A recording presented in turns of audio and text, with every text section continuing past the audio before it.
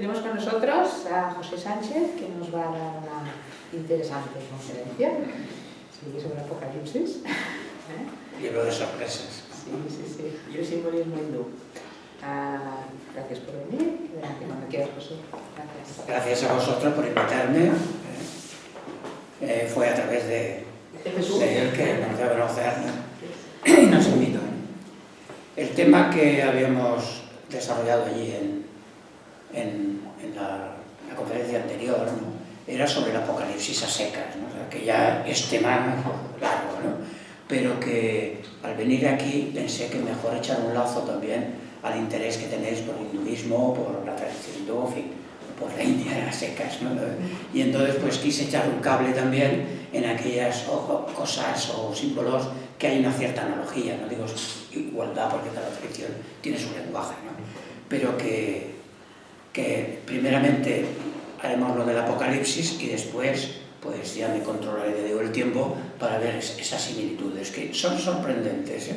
La gente a veces se queda muy sorprendida que haya estas, en una tradición semítica y otra hindú, que haya estas conexiones o analogías, ¿no?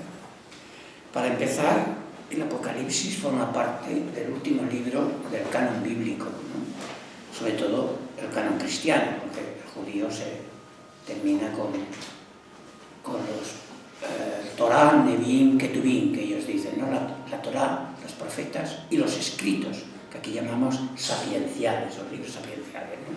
Entonces, como forma parte de esta obra, yo diría que es el colofón. O sea, la obra que quiere indicar, yo diría que primeramente es como un consuelo para los creyentes de la época. Para los creyentes cristianos de la época, porque era un periodo muy difícil, ¿no? El siglo I, antes de cumplirse los años 100, ¿no? Y luego pues que tiene, aparte de ser un libro de consuelo, es un libro que, como diría yo, que consagra en un sentido triunfante, lo que en el Génesis ya está dicho. Entonces, el Dios que atraviesa todo el Génesis es un Dios que se revela, ¿no?, que se manifiesta, ¿no?, o sea, que se expresa. Y como se expresa, en la creación ya surge el famoso fiat, ¿no?, hágase, ¿no?, o sea, la palabra, ¿no? Desaparecer la palabra, o el logos, podrían luego en griego, ¿no?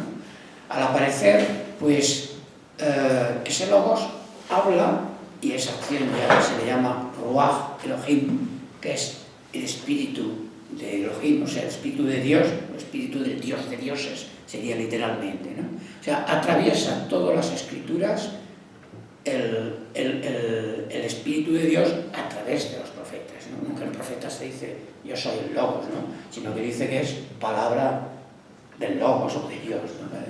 Entonces, esta remisión es importante saberla porque hay una primera parte de que el universo es creado por la palabra, o sea, podríamos decir, por el intelecto divino, ¿eh?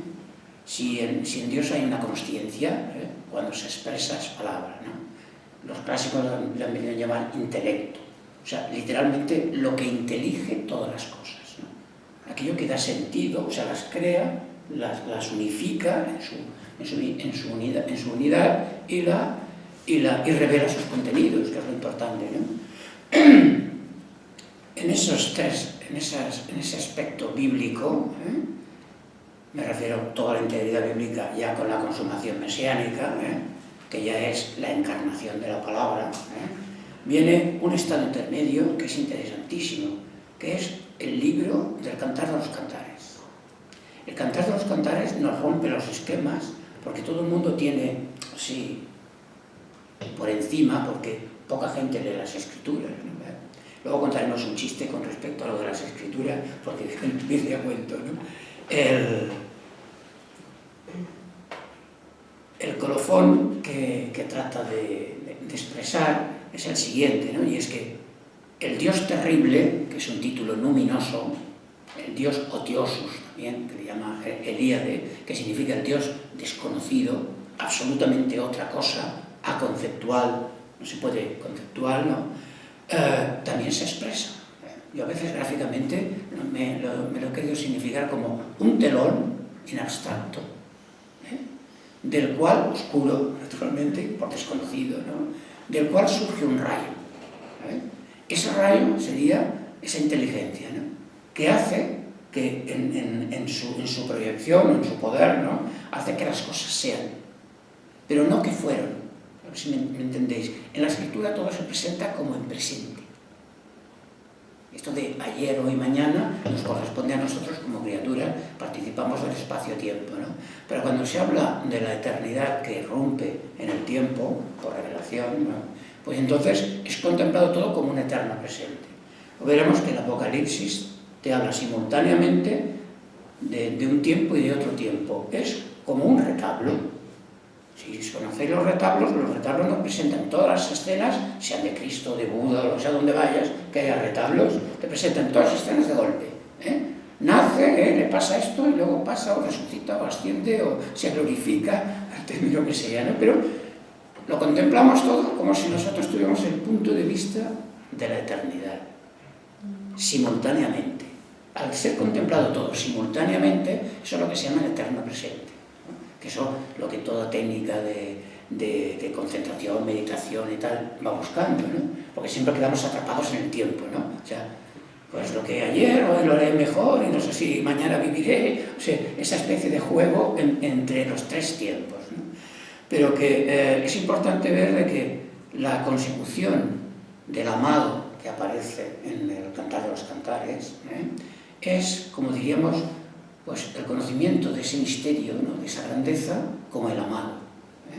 La amada, que también aparece, sería la forma creada, ¿no? Y por lo tanto el ser humano, en versión femenina, naturalmente, la amada siempre es la que recibe, ¿no? O sea, la que está dispuesta a la recepción del amado, ¿no? Entonces, esta especie de binomio entre amado y amada es interesantísimo porque en la encarnación, que ya es el misterio central, y ya forma parte del Nuevo Testamento, esto, ¿no? El judaísmo ya se queda como... pero el cristianismo no se desdice del judaísmo, ¿no? Por eso se llama judeocristianismo, ¿no? Sino que es la consecución, o sea, la culminación de todas las promesas que se habían hecho en el cumplimiento, ¿no? Yo suelo poner como elemento gráfico de que el Bautista, último profeta del Antiguo Testamento, dice, ese es el tal, ¿no? Lo señala con el dedo. Si veis las pinturas de Leonardo, veréis que siempre está señalando con el dedo. Lo digo porque aparece hasta pintar Bautista como una especie de Baco, ¿no? Pero también señalando para arriba en vez de tal. Pues esa señalización queda plasmada, muy interesante, si este es el Bautista, queda después muy plasmada en el personaje que ahora pues vamos a tratar de delinearlo un poco, ¿no? Que es este que viene, ha venido ya. O sea, se ha constatado su obra, ¿no? Se ha constatado todo el fenómeno de algo que ni judaísmo ni islam aceptan de ninguna manera, ¿no? Y es que Dios se puede manifestar, ¿no? En el ser humano. La Biblia emplea la palabra encarnación, pero muchos no están muy de acuerdo con esa palabra, ¿no? La palabra encarnación indica de que hay un proceso de la divinidad en el cual se anonada. El anonadamiento en griego se llama kenosis. La kenosis es, vale, la divinidad está más allá de toda forma y de toda realidad, ¿no? Porque en ella está sustentada y tal, pero ¿cómo es posible que pueda circunscribirse a un plano determinado de la existencia, ¿no? ¿Cómo es posible que esto sea así? Para el cristianismo para los seguidores de Cristo fue un acontecimiento capital, ¿no? Nunca se había dicho cosa semejante. Y esto no es una deificación de los discípulos con respecto al maestro, ¿no? Sino son las proclamaciones que hace el maestro en vida y que le causan la muerte, ¿no? O sea que no va de deificación de los discípulos, como es tan majo y dice estas cosas, pues lo colocamos en un nivel alto. Entonces sería una exaltación. Pero en el cristianismo no existe, la exaltación es muy criticada, porque es lo contrario de una realización espiritual. La realización es una ascensión, mejor dicho, una asunción por atracción del misterio central, ¿no? Pero en términos a veces generales, a ver que cada tradición a veces emplea esos mismos términos, ¿no? O sea, si es una exaltación, es contrario al desarrollo espiritual. Si es una ascensión, es porque el propio poder, por decir, de lo divino, hace que se coloque en el lugar que le corresponde, sin renegar el primer paso de la humanidad, ¿no? Porque la humanidad tiene un carácter que yo diría que cada vez se olvida más. Últimamente me dio una frase, ¿no? Si el horizonte no es humano, es que estamos actuando por debajo de nuestra naturaleza. Eso se llama a veces materialismo, o gente que se dice creyente y es materialista. O sea, en su praxis, ¿no? En su acción, en su consecución, ¿no? Pero cuando vemos que en la dignidad humana hay un reflejo de lo divino, a ningún ser humano se le puede rechazar. Al contrario, ¿no?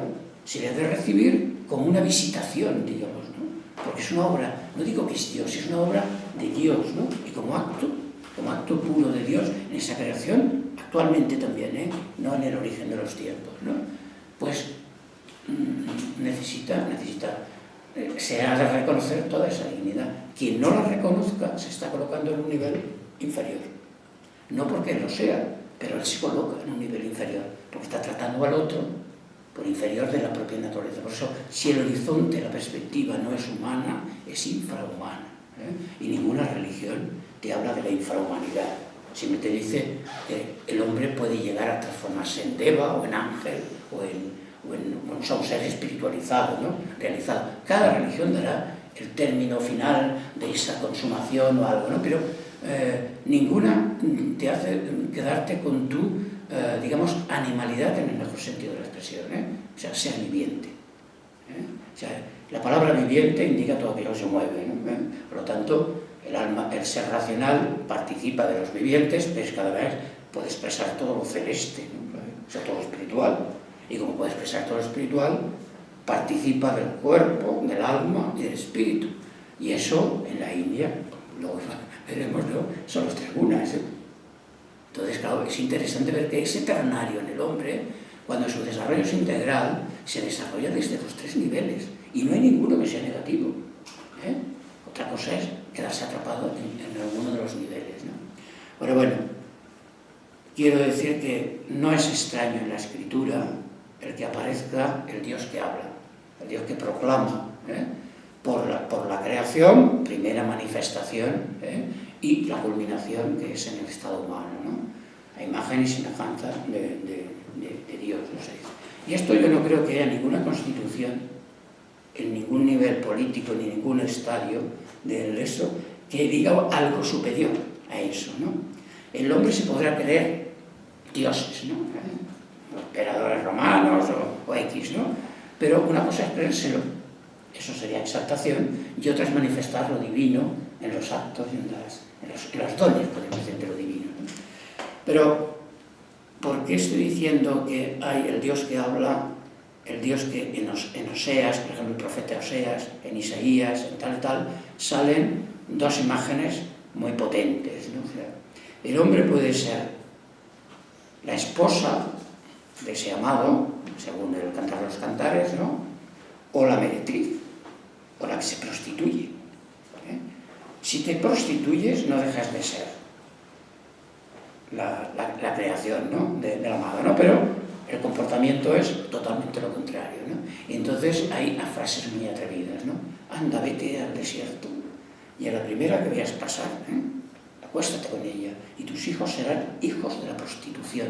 Prostitución en la Biblia no quiere decir el adulterio que después viene o tal, quiere decir que te has rebajado tu condición de semejanza divina a cualquier cosa. Eso es lo que significa en términos proféticos, ¿no? O sea, y bíblicos naturalmente, ¿no? Entonces, prostituirse quiere decir no actuar de acuerdo a tu naturaleza integral. Como no actúas por ella, entonces claro, luego viene la verdadera naturaleza, la que te hace ver el profeta, o sea, el espíritu a través de los profetas, o bien luego ya la encarnación divina, ¿no? El Mesías, ¿no? O el Logos hecho carne, ¿no? Fíjate que es curioso, ¿no? Dice, verbum carum factum est. Se dice, esto recuerdo de niño, cuando yo iba a la iglesia iglesia, bueno, ahora sigo yendo también, pero cuando iba a la iglesia me sorprendía mucho, ¿no? Porque ahora no se hace, en la liturgia de ahora no se hace, pero en la de entonces terminaba toda la ceremonia y en vez de darte el listín telefónico de vamos a hacer tal cosa y tal otra, entonces te leían el prólogo del Evangelio de San Juan, ¿no? En el principio era el verbo el logos, ¿no? En latín verbo, ¿no? El logos estaba junto a Dios, eso ya lo había dicho en el libro del Eclesiástico, pero el verbo era Dios, no lo decía ya el Eclesiástico, se dice en el Nuevo Testamento, ¿no? O sea, esta identificación del logos con Dios, pensar que los griegos también hablaban del logos, ¿eh? Y Filón de Alejandría también habla del logos, ¿no? O sea, todos los grandes de una tradición u otra se habla del logos, pero más bien el logos como un concepto abstracto, ¿no? Algo así, pero no ya como la naturaleza divina en resonancia, ¿no? O sea, en expresión, ¿no?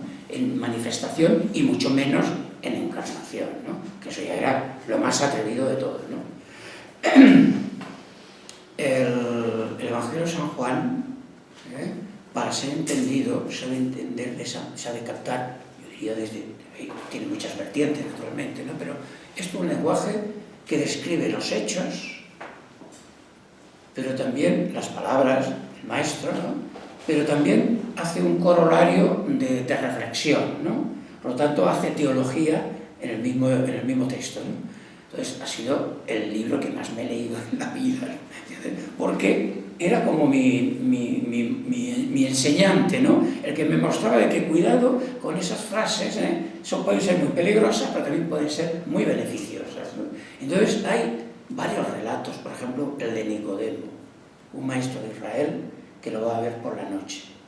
El maestro, porque le veía, pues claro, ir a ver al Galileo era un poco peligroso, ¿no? Te podían poner la etiqueta de tú también eres de esos que vienen de Galilea, ¿no? Para mí este capítulo fue muy central, ¿no? Es decir, para mi itinerario espiritual, ¿no? Nada más entrar, le dice, si no naces de nuevo, dice, no podrás ver el reino. El reino cobra en los tiempos mesiánicos como la eclosión del misterio divino, ¿no? O sea, ponerlo en el centro donde le corresponde por el alejamiento que se había producido, ¿no? Y claro, el otro se queda un poco descolocado, ¿no? Y dice, pero ¿cómo me voy a meter yo en el vientre de mi madre y volver a nacer? Salir de esto. Responde con una literalidad que es bochornosa, ¿no? Pero, claro, lo decimos ahora, que sabemos la otra fase, ¿no? Pero para el hombre era eso, ¿no? Dice, tú eres maestro de Israel y no entiendes estas cosas. Y el que no nace del agua y del espíritu, dice, no puede ver el reino. No puede tener la visión de lo real. Reino y real son consecutivos, ¿eh? Lo real es lo autoconsciente. Lo autoconsciente no deja nada fuera de sí y nada está fuera de él.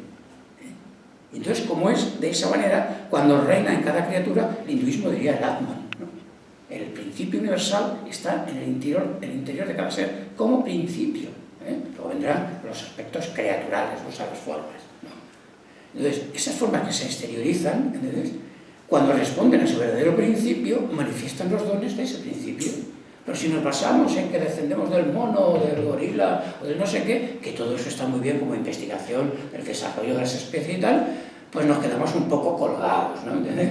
Porque, es que también el principio está en esas criaturas, ¿eh? Porque principio de todas las cosas. Lo que pasa es que el hombre puede hacer la investigación, ¿no? Y para la investigación tenemos un pasaje muy interesante, que es una pequeña parábola de Jesús que dice que había un experto en joyas que se fue al mercado, dice, y halló la perla preciosa o perfecta, y quien traduce preciosa digo perfecta, dice, volvió a su casa, lo vendió todo, o sea, vació su casa y volvió y adquirió la perla.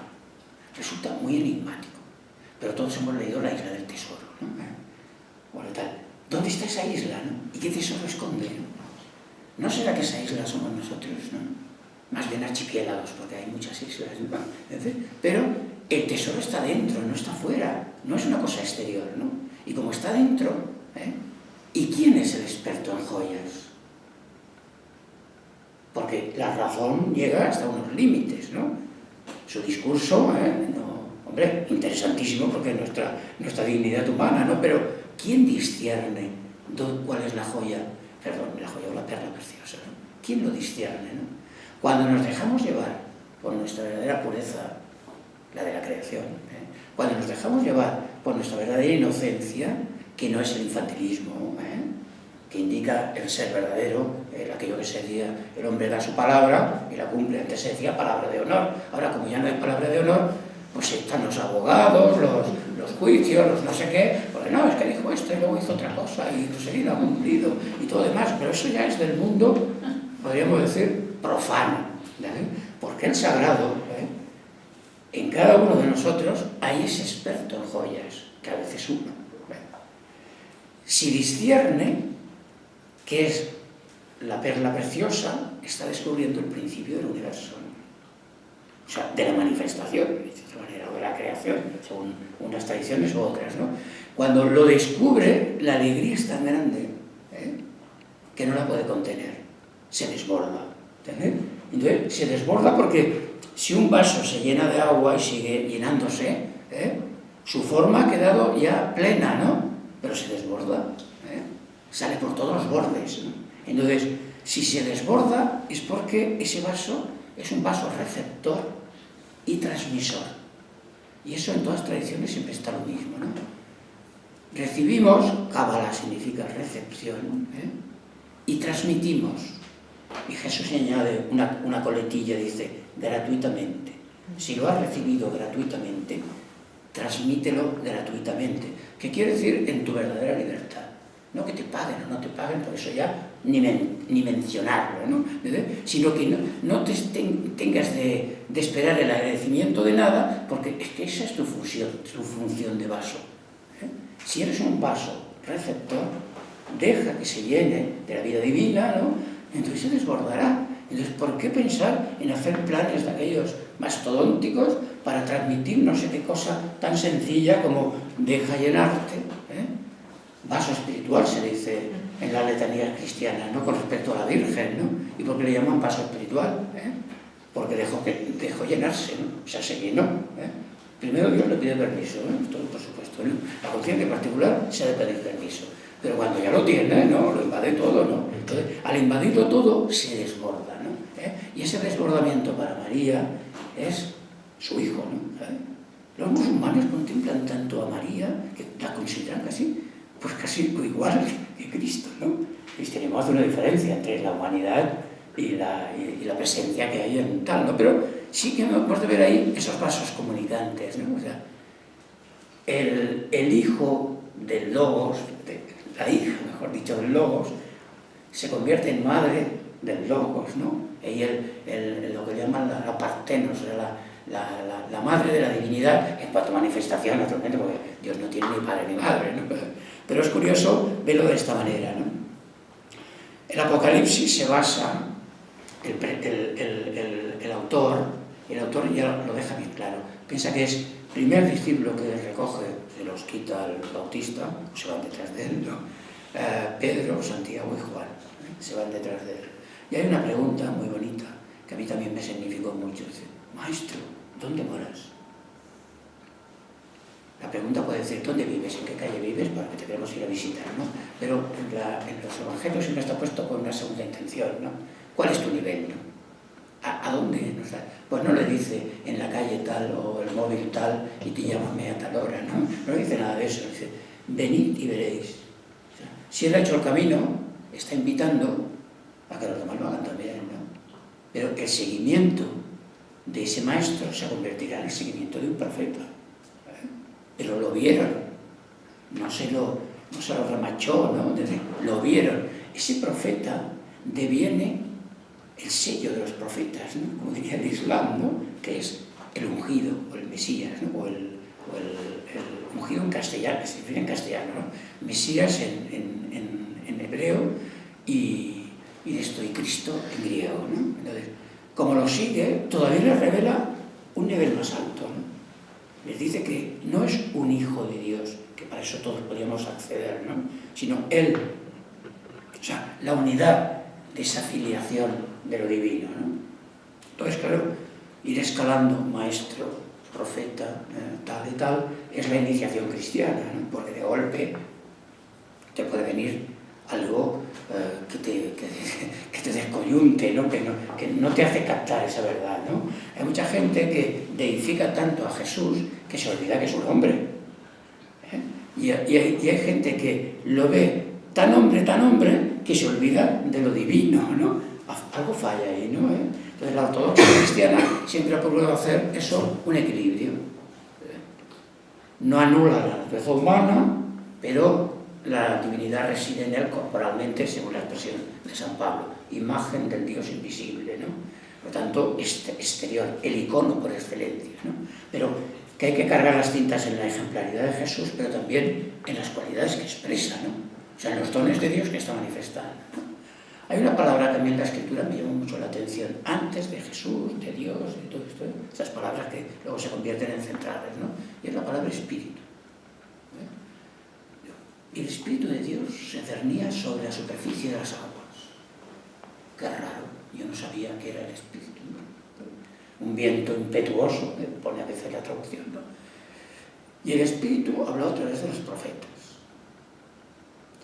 Y el Espíritu hace que el ángel le anuncie la encarnación. Y Jesús fue empujado por el Espíritu al desierto. En el discurso que hace en Nazaret, su pueblo, bueno, cuando llega allí ya, después de una tournée por toda la gallega, y claro, con la fama que ya traía, los del pueblo se quedaron pasmados, ¿no? De ¿qué es esto, no? Y ¿quién es este? No es el hijo de José, tal y tal, ¿no? Dice, el Espíritu está sobre mí, dice Jesús, ¿no? Y me ha enviado, está citando un texto de Isaías, ¿no? Que él acaba de leer en la sinagoga, ¿no? Las sinagogas no eran templos, eran lugares de lectura, o sea, como escuelas de espiritualidad, ¿no? O de lectura de la Escritura, ¿no? Con esto quiero decir que a San Juan le pasa lo mismo, ¿no? San Juan le pasa lo mismo de que todos habían desaparecido, él había sido fiel desde el Jordán hasta la cruz y la resurrección, y está ahora en lo que ahora llamamos Turquía, ¿no? Desde allí el emperador Domiciano había hecho ya, al principio eran toques a la secta cristiana, que era una secta judía, ¿no? Toques, ¿no? Diciendo, me estorbas, ¿no? Pero llega un momento en que en todo el imperio se persiguió a la secta cristiana porque crecía. ¿Y sabéis por qué? El Panteón en Roma es el lugar de todos los dioses. Por lo tanto, panteón significa pan todo, teos, dioses, ¿no? O sea, Roma no tenía ningún problema con ninguna religión que venía del Oriente o de Europa o donde fuese, ¿no? Todas cabían allí, ¿no? Porque aceptaban un estatuto del emperador de que él también era una divinidad. Y se le había que poner, yo le digo así sintéticamente, una varilla en honor del dios Nerón o el que fuese de turno, ¿no? Y el cristiano dijo que por ahí no pasaba, que eso, la autoridad de la encarnación no derivaba ni del emperador ni de la tradición, derivaba de una fuente directamente divina, ¿no?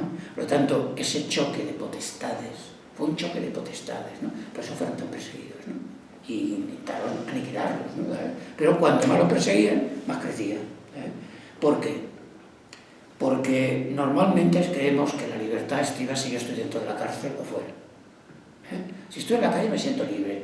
Sí, pero estoy esclavo de no sé qué, no sé cuánto, ¿no? O sea, estoy aprisionado por mis defectos, por mi tal, por lo que sea, ¿no? Pero si yo busco el conocimiento de la verdad, la plenitud de la verdad, dirá Jesús, os hará libres, ¿no? Los esclavos no se liberaron de sus amos, se liberaron de su propia esclavitud. Al liberarse de su propia esclavitud, corrió la dignidad de que todos eran hijos de Dios, como la pólvora por todo el Imperio Romano. ¿Quién iba a parar